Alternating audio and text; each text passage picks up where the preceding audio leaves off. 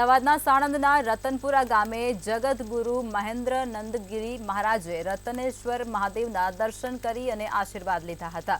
તેમજ રતનપુરા ગામના પૂર્વ સરપંચ મનુભા વાઘેલા ઘરે પધરામણી કરી અને સભાનું આયોજન પણ કરવામાં આવ્યું હતું.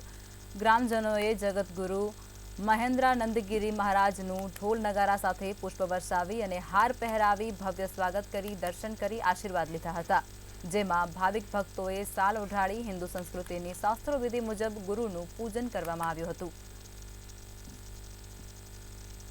મહેન્દ્રાનંદગીરી જૂના અખાડા જૂનાગઢના અને સનાતનના જે આપણા પરંપરાગત જે અખાડાઓના ભારતભરના 13 જેટલા અખાડાના મહંતો ભેગા થઈ અને જેને બિરુદ આપતા હોય આપણા જગતગુરુનું, એવું જગતગુરુનું બિરુદ યુપીમાં પ્રાપ્ત કર્યું છે.